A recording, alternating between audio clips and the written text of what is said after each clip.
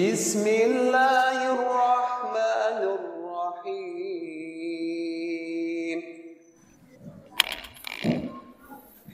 Bismillahirrahmanirrahim. Assalamualaikum warahmatullahi wabarakatuh. Monggo dibuka surah At-Taubah ayat 21 nggih. Tapi supaya nyambung kita mundur satu ayat. Supaya nyambung temanya. Nah, kalau ayat 21 sudah agak di tengah ya, agak di tengah cerita. Kita mulai dari ayat yang ke-20. Ta'awud tanpa basmalah nggih Bapak dan Ibu, karena ini adalah surat At-Taubah yang tidak diawali dengan basmalah. Ta'awud langsung ayat. Wahid isnan salasah. A'udzu billahi minasy syaithanir rajim. Bismillahirrahmanirrahim. Astagfirullahaladzim. Malu Ustaz sing kelalen. Nanging nggih. Malu Ustaz sing kelalen. Monggo wahid isnan salasah. A'udzu billahi minasy syaithanir rajim. Alladzina amanu wa hajaru wa jahadu fi sabilillah fi sabilillahi bi amwalihim wa anfusihim a'zamu darajatan 'indallah wa ulaika humul faizun. Yubashshiruhum rabbuhum birahmatin minhu wa ridwanin wa jannatin lahum fiha na'imun muqim khalidina fiha abada inna allaha indahu ajrun azim. Ya ayyuhalladzina amanu la tattakhidhu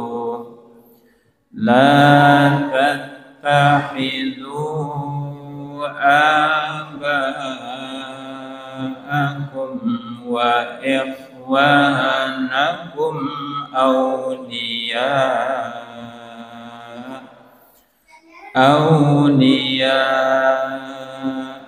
in istahabbul kufra 'alal iman wa man yatawallahum minkum fa ulaika humudz zalimun. Qul in kana aba'ukum wa abna'ukum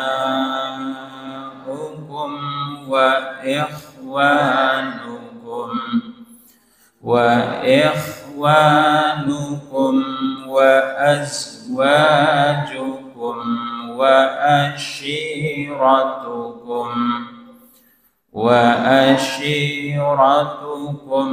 wa amwalun iqtaraftumuha wa tijaratun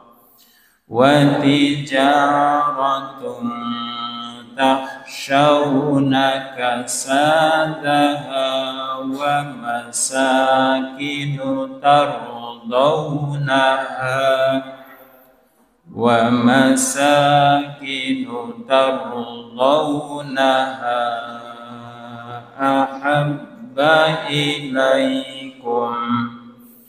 أحب إليكم من الله ورسوله وجهاد في سبيله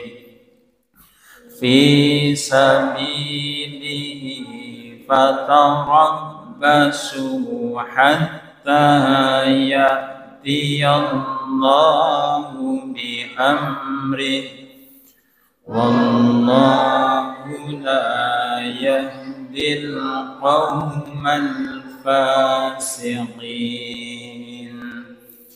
لقد نصركم الله في مواطن كثيرة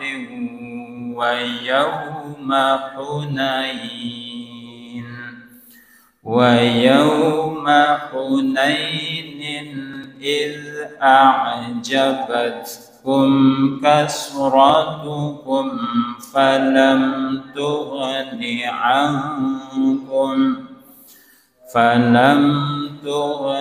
عنكم شيئا وضاقت عليكم الأرض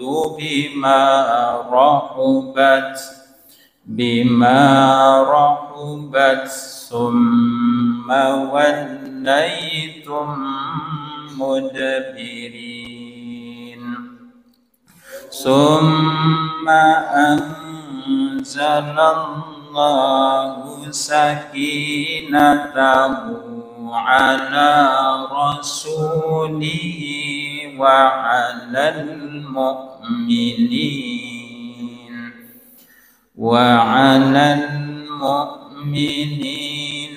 وأنزل جنودا لم تروها وعذب الذين كفروا وذلك جزاء الكافرين. اللهم ارحمنا بالقرآن. Alhamdulillah wa syukurillah nahmaduhu wa nasta'inuhu wa nastaghfiruh wa na'udzu billahi min syururi anfusina wa min sayyiati a'malina. May yahdihillahu fala mudilla lahu wa may yudlil fala hadiya lahu.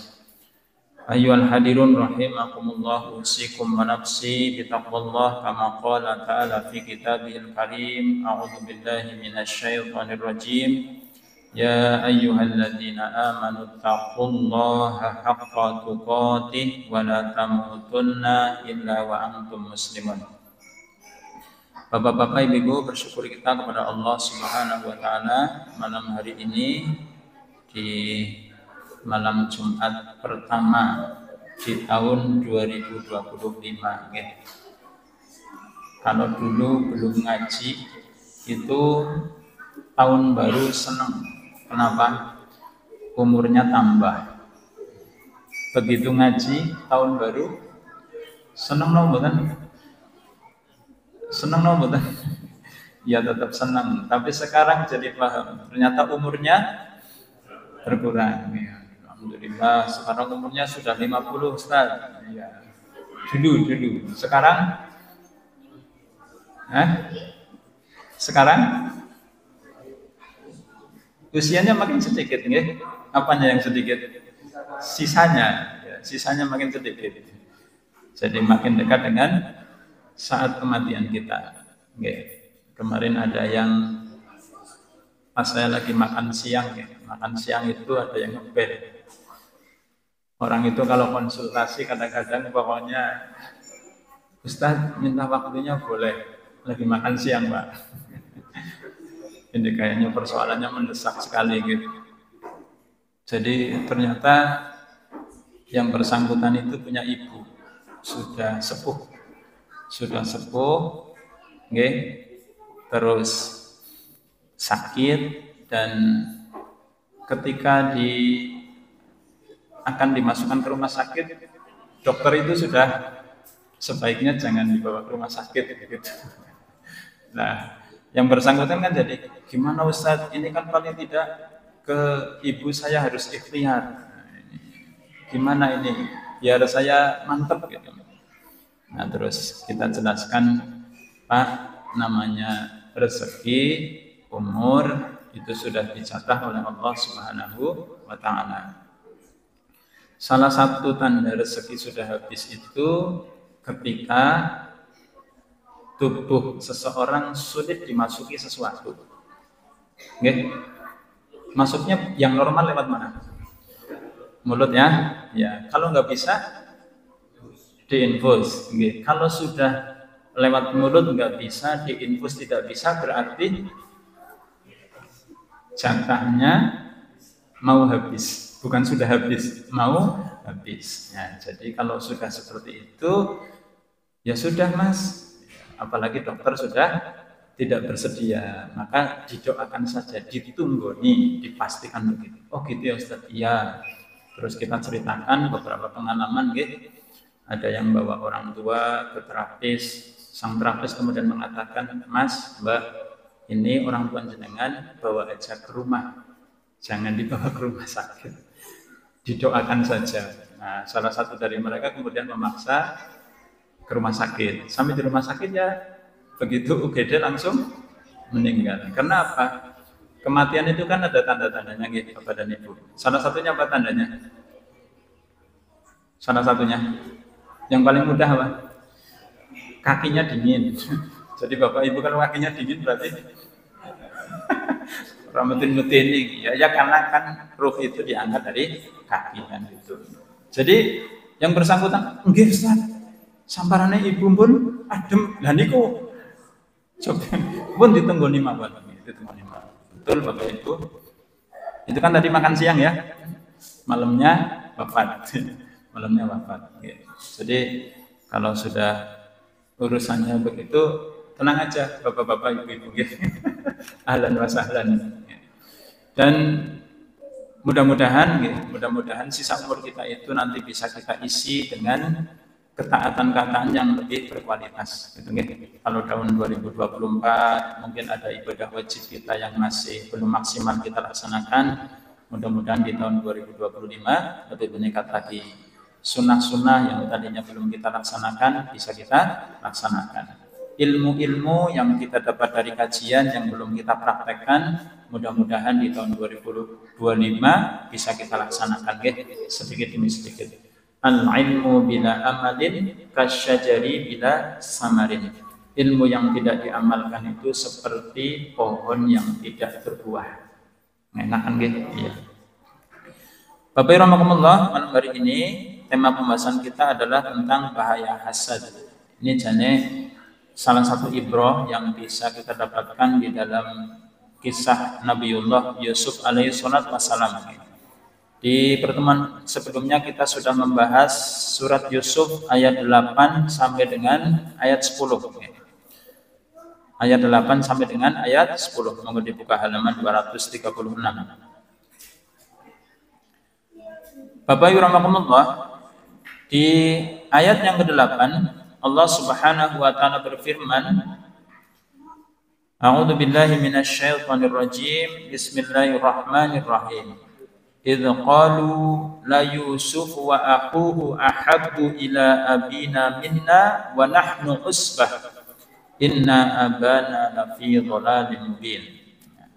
Ingatlah ketika saudara-saudara Yusuf berkata, sesungguhnya Yusuf dan saudaranya lebih dicintai oleh ayah kita daripada kita. Wa nahnu usbah. Usbah itu di situ diterjemahkan golongan yang kuat. Golongan yang kuat. Jadi mereka itu merasa diperlakukan tidak adil oleh abahnya. Persoalannya apa Bapak Ibu?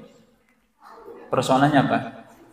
Yusuf dan saudaranya kan cuma 2. Sementara mereka usbah bersepuluh, golongan yang kuat. Kita turun di ayat 14. Di ayat 14 nggih, baris sebelum terakhir dan terakhir. Qalu la in akalahu dhi'bu wa nahnu usbatun inna idza la khasirun. Ini saudara-saudara Yusuf menjawab kekhawatiran abah mereka.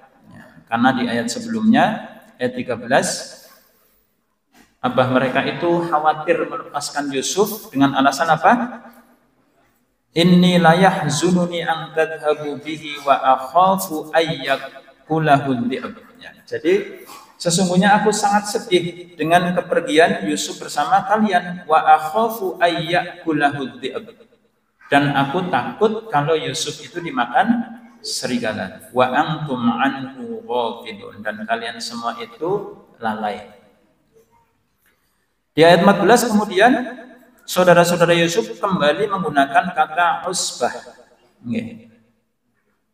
Di ayat 8 mereka menggunakan kata usbah. Di ayat 14 mereka kembali menggunakan kata usbah. Bedanya apa Bapak Ibu? Usbah di ayat ke-8 dengan usbah di ayat ke-14. Suasananya beda enggak? Beda nggih.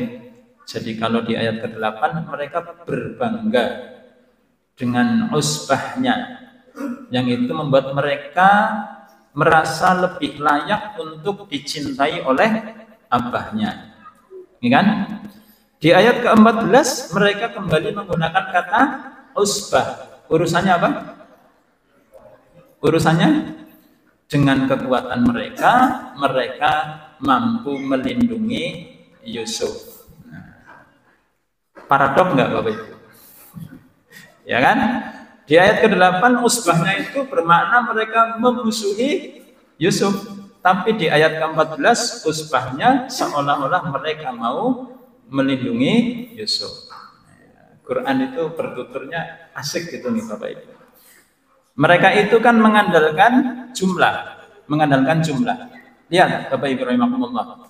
Ini saya kutipkan beberapa ayat di dalam Al-Quran tentang faktor-faktor kemenangan kaum muslimin, orang-orang yang beriman ketika berperang melawan musuh-musuh Allah Subhanahu wa ta'ala. Nanti ada ayat yang tadi kita baca yang masuk di dalam ayat yang saya kutip. Faktor kemenangan kaum muslimin itu apa saja Bapak Ibu?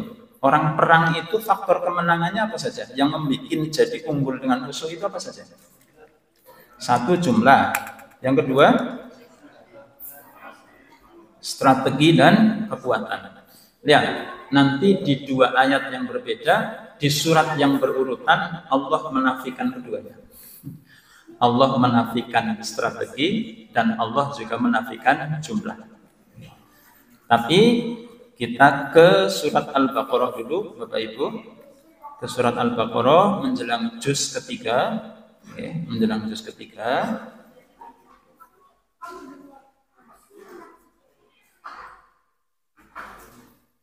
Halaman 41 nggih. Ayatnya panjang. Ayat 249. Ayat ini bercerita tentang pasukan Tolut yang mereka berhadapan dengan Jalut, ya kan? Nah, Tolut itu kan memberikan syarat kepada pasukannya. Nanti kita akan diuji dengan sungai, kan gitu.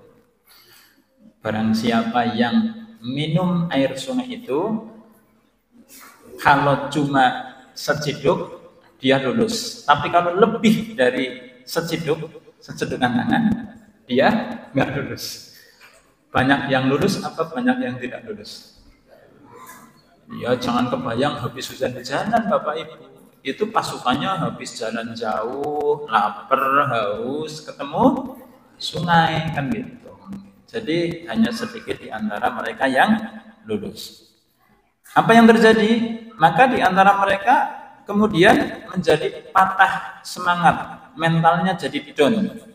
Apalagi tahu bahwa yang dihadapi adalah pasukan raksasa, kan gitu nih, pasukan yang dipimpin oleh seorang raksasa. Lihat di ujung ayat, kemudian orang-orang yang hanya minum seseduk air itu mengatakan, kam min fi'atin qalilatin ghalabat fi'atan katsiratan biidznillah. Berapa banyak golongan yang sedikit mampu mengalahkan golongan yang banyak biidznillah, dengan izin Allah. Oke, Bapak Ibu. Nah, kita ke ayat yang menafikan kekuatan atau strategi kaum muslimin. Yang faktor kemenangan itu memang semata-mata biidznillah. Bapak Ibu buka surat Al-Anfal ayat yang ke-17. Okay. Surat Al-Anfal, surat ke-8, ayat yang ke-17. Halaman 179. Di atas sendiri. Apal teman tadi anunya ndeleng. Orang kayak Ustaz Adi Hidayat kan kanan ayat sekian, masya Allah. Ya, mudah-mudahan Allah menjaga beliau. Falam taqtuluhum walakinnallaha qatalahum wa ma ramaita id ramaita walakinnallaha rama wa liyubliyal mu'minina minhu bala'an hasana innallaha sami'un alim. Terjemahnya apa Bapak Ibu? Maka sebenarnya bukan kamu yang membunuh mereka, melainkan Allah yang membunuh mereka. Dan bukan engkau yang melempar ketika engkau melempar, tetapi Allah yang melempar. Ya kan? Di ayat ini Allah menafikan strategi, menafikan kekuatan. Yang bunuh bukan kamu, tapi Allah. Yang lempar bukan kamu, tapi Allah. Kan gitu Bapak Ibu. Nggih. Jadi tetap kita meyakini sekuat apapun strategi kita tetap bersandar kepada izin Allah Subhanahu wa taala. Itu ayat yang menafikan kekuatan dan strategi. Sekarang ayat yang menafikan jumlah. Tadi kita baca surat At-Taubah ayat berapa? Yuk, balik lagi. 21. Tapi ini ayatnya yang ke-25. Ayat yang ke-25. Laqad nasarakumullahu fi mawatina katsiratin wa yawma Hunainin id a'jabatkum kasratukum falam tughni 'ankum syai'a wa dhaqat 'alaikumul ardu bima rahabat summa wallaytum mudbirin. Sungguh Allah telah menolong kamu orang-orang beriman di banyak medan perang. Dan ingatlah di perang Hunain. Perang Hunain ini disebut, perang Badar disebut nggak di Quran Bapak Ibu? Perang Badar. Perang apa saja yang disebut di dalam Quran? Perang Hunain, ya jelas. Perang Badar disebut walaqad nasarakumullahu bi badrin wa antum adillah di surat Ali Imran disebut perang Badar disebut. Ya, perang-perang yang disebut di Quran berarti masya Allah penting sekali untuk peradaban kaum muslimin. Di perang Hunain Bapak Ibu, kaum muslimin itu berbangga. Jumlahnya itu waktu itu 12.000. 12.000 zaman itu. Dan dulu ada semacam kaidah.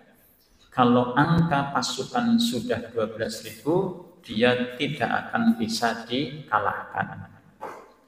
Jadi wajar ketika kaum muslimin berbangga dengan jumlah. Tapi itu justru menjadi bumerang. Allah mengingatkan di ayat ini. Laqad nasarakumullahu fi mawatina katsiratin wa yawma Hunainin id a'jabatkum kasratukum, ketika kalian berbangga dengan jumlah. Jadi Allahnya itu tidak sepenuhnya dijadikan sandaran. Yang dijadikan sandaran adalah jumlah. Maka di perang Hunain di awal kaum muslimin mengalami kekalahan. Oke, Bapak Ibu. Kita kembali ke surat Yusuf. Jadi kita yakin bahwa kemenangan seperti apapun tetap dengan izin Allah Subhanahu wa taala. Saya ingat kata-kata salah satu guru saya dekat sini rumahnya. Pak Arifin Mukti hafizahullah. Beliau itu memberikan pesan, jadikan yang tidak mungkin menjadi mungkin dengan izin Allah. Belakangnya keren ada.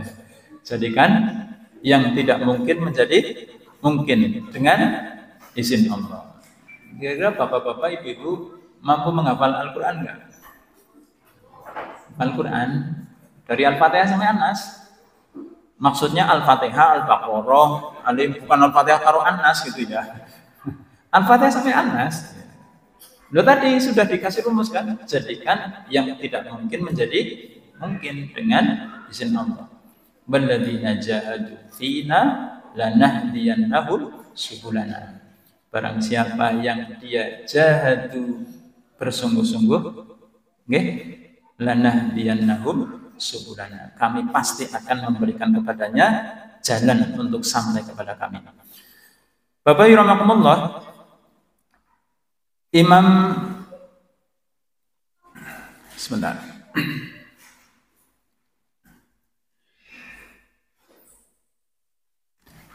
Ibnu Ishaq itu memberikan tanggapan tentang makar saudara-saudara Yusuf, ya, makar jahat saudara-saudara Yusuf dengan kata-kata yang mengharukan. Jadi di ayat 9-nya, ayat 9-nya kan mereka kemudian bersepakat untuk membunuh Yusuf, menghilangkan Yusuf. Imam Ibnu Ishaq kemudian memberikan komentar. Semuanya telah bersekutu hendak melakukan perbuatan yang amat besar dosanya, yaitu yang pertama, Bapak Ibu, memutus silaturahmi. Betul? Orang anggap sedulur mending kan gitu. Yang kedua, durhaka kepada ayah. Ini disebutkan di tafsir Al-Azhar, tulisan Buya Hamka. Yang pertama memutus silaturahim, yang kedua durhaka kepada ayah. Yang ketiga, hilang belas kasihan kepada anak kecil yang masih perlu bimbingan dan tidak bersalah. Jadi dosanya tumpuk-tumpuk. Dosa pada orang tua yang telah dekat liang kubur, Masya Allah, yang seharusnya dihormati dan diistimewakan, dan betapa pula pentingnya orang tua ini di sisi Allah Subhanahu wa Ta'ala. Kemudian memisahkan antara anak kecil itu dengan ayah yang sangat mencintainya, padahal dia sudah tua, sudah lemah lunglai tulangnya, dan betapa pula kedudukannya di sisi Allah beserta anak kesayangannya yang masih kanak-kanak itu. Seorang anak yang masih belum mengerti apa-apa, lemah, kecil, masih butuh tangan lembut ayahnya dan perlindungannya. Komentar beliau ditutup dengan harapan, dengan doa, Bapak Ibu. Mudah-mudahan diampuni oleh Allah apa yang mereka perbuat itu. Sebab Allah adalah Maha Pengasih, lebih dari sekalian orang yang kasih. Sungguh mereka telah memikul tanggung jawab atas suatu perbuatan yang amat mengerikan. Demikian komentar beliau. Coba Bapak Ibu, apa penyebab mereka, saudara-saudara Yusuf, melakukan hal tersebut? Sebabnya apa? Yang menjadi tema kita, hasad. Ya, hasad. Dan ternyata Bapak Ibu rahimakumullah, hasad itu adalah kejahatan pertama di langit dan kejahatan pertama di bumi. Kejahatan pertama di langit disebabkan oleh hasad. Ini kan? Iblis itu ketika dia ditanya oleh Allah, kenapa engkau tidak mau sujud kepada Adam sebagaimana yang aku perintahkan? Jawabannya karena hasad. Ya kan? Aku lebih baik daripada dia. Ana khairum minhu, khalaqtani min nar wa khalaqtahu min tin. Engkau menciptakan dia dari tanah, sementara engkau menciptakan aku dari api. Kemudian Bapak Ibu, kejahatan pertama yang di bumi juga disebabkan oleh hasad. Kisahnya ada di mana? Ada yang tahu? Surat Al-Maidah. Oke, surat Al-Maidah. Watlu alaihim naba'nai Adam bil haqq. Ceritakanlah, bacakanlah tentang kisah dua orang anak Adam. Ini kan?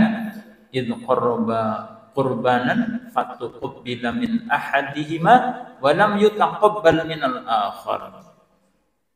Nabi Adam menyuruh mereka berdua untuk berkurban. Allah menerima salah satu kurbannya dan tidak menerima kurban yang lain. Setelah itu apa yang terjadi? Tak bunuh kamu karena hasad. Makanya Bapak Ibu rahimakumullah, saya bacakan hadis dari Rasulullah SAW yang diriwayatkan oleh Imam Abu Dawud.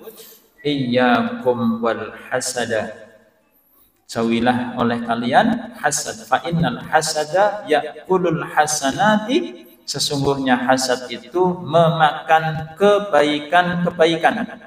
Bukan hanya kebaikan ya, tapi kebaikan-kebaikan. Rasulullah menggunakan hasanat jamak. Fa innal hasada ya'kulul hasanat, sesungguhnya hasad itu memakan kebaikan-kebaikan kama ta'kulun narul khotoba, sebagaimana api memakan kayu bakar.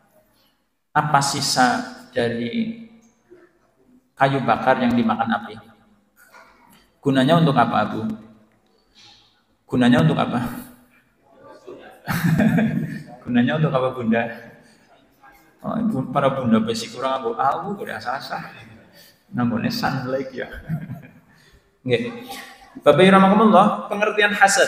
Jumhur ulama memberikan pengertian adalah berharap hilangnya nikmat Allah pada orang lain, baik berbentuk harta, kedudukan, ilmu dan lainnya. Jadi hasad itu banyak sebabnya gitu. Ya, kadang-kadang sepele saja sih Bapak Ibu. Ya, dulu waktu sekolah seseorang lebih pintar dari fulan, lebih pintar dari fulan gitu. Ternyata di kemudian hari karirnya lebih sukses yang orang patia pinter kan gitu ya. Iya. Oh, hari ini kan ijazah nun sewunya kanggo banget apa orang patia kanggo Bapak Ibu? Ya tetap ya jalur itu harus ditempuh, jalur itu harus ditempuh. Ya, formal harus ditempuh, tidak kemudian dinafikan.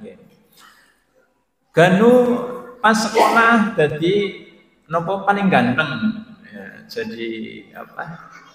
Kalau ada bunga desa, ada kumbang desa enggak? Ternyata ketika ketemu sing siji, ternyata istrinya sing wajah orang patia ganteng, bojone ayu. Sing wajah ganteng ternyata. Nah ini kan juga bisa mendatangkan hasad. Jadi Bapak Ibu rahimakumullah, kenapa hasad itu kemudian dihukumi, dikasih petunjuk oleh Rasulullah memakan kebaikan sebagaimana api memakan kayu bakar. Hasad itu aslinya lahir dari perasaan tidak ridho dengan takdir Allah kan gitu.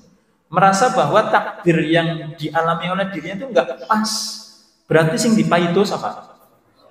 Umay itu kok Gusti Allah kok sembarangan banget. Ya. Okay. Ya seperti ada sebagian kaum muslimin ini sebagai perbandingan. Kan kalau Nasrani Yahudi itu yang dicela siapa Bapak Ibu? Nah, kita kan kalau pas Nataru ribut masalah Natal kan gitu. Ya kan sudah jelas gitu kan. Ya masa Allah itu punya anak. Kan gitu. Kan sudah jelaskan yang dicela siapa kan gitu. Oke, hati-hati nggih. Kemudian Bapak Ibu rahimakumullah, definisi ini sebagaimana qaul Syekh Mustafa Al-Adawi di dalam kitab beliau At-Tazil, At-Ta'wil, At-Tanzil juz amma fi su'al wa jawab. Nggih. Apa kata beliau? Al-hasadu wa tamanna zawalan ni'mati an sahibiha. Hasad itu adalah harapan akan hilangnya kenikmatan. Berharap nopo? Hilangnya kenikmatan dari siapa? An sahibiha, dari orang yang sedang menikmati kenikmatan itu. Hilangnya kenikmatan, jadi muka-muka bojone mati. Iya. Mudah-mudahan mobilnya. Nah, ya kan gitu. Jadi berharap nikmat itu hilang dari orang yang sedang diberi kenikmatan oleh Allah Subhanahu wa taala. Syekhul Islam memberikan definisi yang lain melengkapi al-hasadah wal bughdu wal karahatu. Ya, hasad itu adalah kebencian, tidak suka kepada apa? Lima yarahu min husni halil mahsud. Kepada orang yang dia sedang mendapatkan kebaikan. Bapak rahimakumullah, hasad ini terlarang, terlarang. Dan ada empat sifat manusia ketika hasad. Nah, jadi nanti ada perkecualian ya Bapak Ibu. Hibah itu boleh nggak? Hibah, ghibah, ngerasani sesama muslim boleh nggak? Secara umum terlarang. Tapi nanti ada hibah yang perkecualian, kan gitu. Ada hibah yang dikecualikan, boleh. Begitu juga hasad. Ya, hasad ini sifatnya manusiawi, jadi menjadi sifat sebagian besar manusia. Kalau melihat orang dapat kebaikan itu dia akan hasad. Tapi nanti cara mensikapinya berbeda-beda. Yang pertama Bapak Ibu, ada yang berusaha menghalangi nikmat pada orang yang dihasadi, baik dengan perkataan atau perbuatan. Kenapa? Berusaha menghilangkan. Wah, ini hasad yang hakiki gitu ya. Hasad yang hakiki. Dan ini hasad yang tersela gitu. Hasad yang tersela. Jadi dia sudah hasad, berusaha jenengan ngerti orang, kayak wong duwe mobil ceritakan bla bla bla bla bla gini. Padahal kalau kita jawab dengan satu kata sederhana, Mas Buloh gitu. Apa? Emang masalah batallah kayak gitu ya. Kadang-kadang orang dijawab dengan kalimat sederhana sudah jadi jelek gitu kan. Iya, bingung dia. Ya emang masalah, dia punya mobil baru emang masalah batallah kan gitu. Iya. Itu yang pertama Bapak Ibu. Yang kedua, orangnya hasad tapi tidak menjalani konsekuensinya. Jadi hasadnya disimpan. Jadi dia tidak berusaha menghilangkan nikmat pada orang yang dihasadi. Hal ini tidak berdosa. Menurut Imam Hasan Al-Basri, hal ini tidak berdosa. Jadi boleh hasad nggak? Asal? Iya. Iya kan saya pernah ceritakan jatuh cinta. Jatuh cinta boleh nggak? Asal pada sesuatu yang mungkin halal. Iya, nggak boleh. Jelas-jelas milik orang kita cinta ya nggak boleh. Dan kalau itu dirahasiakan, hadisnya syahid. Ya. Orang jatuh cinta pada seorang, kemudian dia menahannya karena takut kepada Allah, dan dia kemudian mati, maka matinya syahid. Walaupun di sana disebutkan hadisnya lemah. Iya, tapi kan hadis. Oke. Yo jatuh cinta yo, jangan. Yang ketiga, hasad, tapi ia berusaha untuk memperoleh kemuliaan seperti orang yang dihasadi. Ya. Jadi tidak bermaksud menghilangkan, tapi dia dengan cara yang elegan berusaha juga untuk meraih kemuliaan sebagaimana orang yang dia hasadi. Maka hasad yang seperti ini dibagi menjadi dua.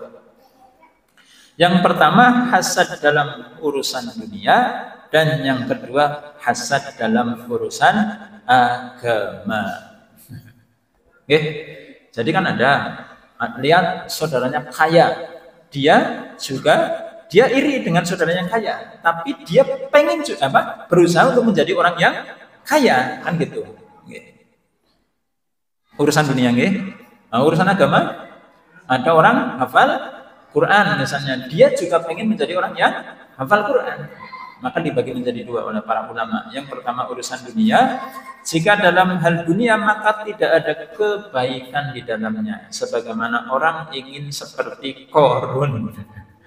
Okay. Surat Al-Qasas ayat 79. Ya laitalana mislama utiya Qarun. Ya. Seandainya kami itu mendapatkan apa yang diberikan Allah kepada Qarun. Urusan dunia kan? Iya. Oke. Tapi memang hartanya Qarun, masya Allah Bapak Ibu ya. Kunci-kuncinya saja dipikul sama orang-orang yang kuat nggak bisa. Zaman itu ya. Kalau sekarang kuncinya kan cukup pakai pin apa pakai kartu ya, apa pakai. Itu yang pertama Bapak Ibu. Jika dalam hal agama ini adalah yang baik, dan dalam istilah agama disebut sebagai ghibtah. Kenapa? Ghibtah. Rasulullah sallallahu alaihi wasallam bersabda dalam hadis yang diriwayatkan oleh Ibnu Umar radhiyallahu anhu, La hasada illa ala isnatain. Dalam riwayat lain fisnatain. Tidak boleh hasad kecuali pada dua perkara. Yang pertama, rajulun atahullahu malan. Iri, hasad kepada seorang laki-laki yang Allah memberikan kepadanya harta. Oke, jadi kayak korun maning. Mboten lanjutannya.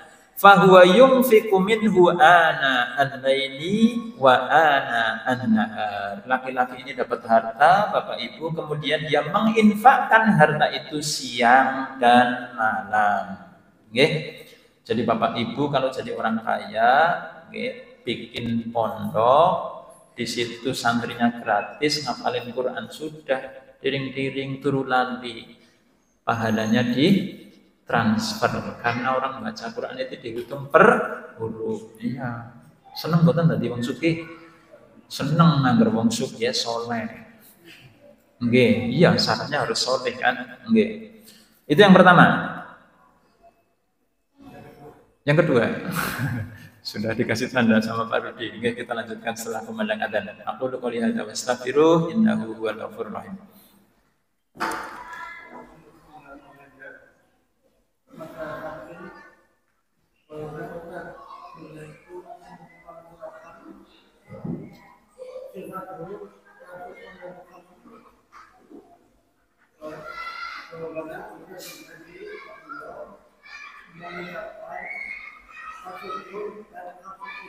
Oke. Tidak saya jawab sekarang ya. Saya selesaikan materinya dulu. Oke, afwan saja. Ya.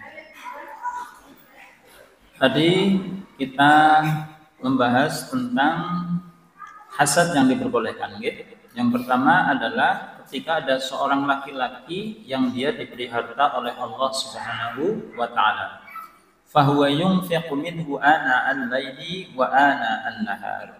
Kemudian dia itu menginfakkan hartanya malam dan siang. Malam dan siang itu berarti berkelanjutan, ya, tidak ada henti-hentinya. Malam dan siang terus menerus dia menginfakkan hartanya. Itu yang pertama, yang boleh dihasadi, yang dalam istilah agama disebut sebagai ghibtah. Wa rajulun atahullahul Qur'an. Kemudian yang kedua adalah laki-laki yang Allah memberikan kepadanya Al-Qur'an, memberikan ilmu tentang Al-Qur'an. Khairukum man ta'allama Al-Qur'an wa 'allama. Fahuwa yaqumu bihi ana al-laili wa ana an-nahar. Kemudian dia mengajarkannya siang dan malam. Maka Bapak Ibu rahimakumullah, ketika ada orang yang dia hasad, ya, iri, dalam bahasa agamanya ada istilah khusus ghibtah, ya, walaupun istilah ini oleh Gus Baha, ya sing jenenge hasad ya hasad lah, ora hiptoh-hiptohan kayak gitu. Kenapa? Lah wong Rasulullah Kanjeng Nabi nyebutnya hasad kayak gitu. Ini kata-kata beliau ya. Jadi ketika kita ingin seperti itu, di sini ini adalah hasad yang justru dianjurkan. Ya. Tapi ternyata Bapak Ibu rahimakumullah, ada yang keempat, yang paling tinggi tingkatannya. Ada orang hasad, tapi dia berusaha untuk menghapus rasa hasad itu. Apa yang dilakukan? Bahkan ia berbuat baik kepada yang dihasadi. Keren nggak? Nah ini saya mikir-mikir tadi ketika sinau gitu. Ki aja kok ana wong apik karo nyung janjane dheweke hasad gitu. Saya kepikiran begitu Bapak Ibu. Karena ternyata ini adalah yang paling tinggi tingkatannya. Coba, ia berbuat baik kepada yang dihasadi. Kemudian mendoakan kebaikan untuknya, menyebarkan kebaikan-kebaikannya. Coba, jajab Pak Supri janjane hasad karo nyung ya. Tapi karena levelnya sudah paling tinggi, jadi wah kemana-mana cerita kebaikan gitu gimana. Padahal bahkan Bapak Ibu rahimakumullah, ia ganti hasad itu dengan cinta, masya Allah. Jadi aslinya hasad, tapi kemudian dihapus perasaan itu, dia ganti dengan mendoakan kebaikan, menyebarkan kebaikan-kebaikannya. Dan inilah iman yang sempurna, sebagaimana sabda Rasulullah Shallallahu Alaihi Wasallam yang diriwayatkan oleh Imam Bukhari dan Muslim. Apa? La yu'minu ahadukum hatta yuhibba li ahihi ma yuhibbu li nafsihi. Tidak sempurna iman salah seorang di antara kalian sampai dia mencintai kebaikan untuk saudaranya sebagaimana kebaikan untuk dirinya sendiri. Jadi kalau saudara-saudara kita mendapatkan kebaikan, mendapatkan kesenangan, maka cintailah itu, gitu. Walaupun janjane ya sing pantes dinyong gitu ya. Bapak Ibu rahimahullah, terakhir bagaimana kita berlindung dari hasad? Yang pertama lewat zikir pagi dan sore. Zikir pagi dan sore kan kita membaca suratul Ikhlas, kemudian Mu'awwidzatain, betul? Qul a'udzu birabbil falaq min syarri ma khalaq wa min syarri ghasiqin idza waqab wa min syarri naffatsati fil 'uqad wa min syarri hasidin idza hasad. Yang pertama. Yang kedua, Bapak Ibu, doanya ada di dalam surat Al-Hasyr ayat yang ke-10. Walladzina ja'u min ba'dihim yaquluna rabbana ighfir lana wa li ikhwanina alladzina sabaquna bil iman wa la taj'al fi qulubina ghillan lil ladzina amanu rabbana innaka ra'ufur rahim. Gitu Bapak Ibu, doanya ada di mana? Surat Al-Hasyr ayat yang ke-10. Rabbana ighfir lana wa li ikhwanina alladziina sabaquna bil iman wa la taj'al fi qulubina ghillan lil ladziina amanu rabbana innaka ra'ufur rahim. Mudah-mudahan bermanfaat yang kami sampaikan Bapak Ibu, dan mudah-mudahan kita bisa menempat diri kita menjadi orang yang walaupun hasad tapi hasad yang dianjurkan atau bahkan meningkat menjadi iman yang sempurna, mencintai sesuatu yang dicintai oleh saudara kita. Aku lu kali hada wastaghfiru innahu huwal ghafurur rahim. Saya kembali kepada aku lu kali hada wastaghfiru innahu huwal ghafurur rahim. Assalamualaikum warahmatullahi wabarakatuh.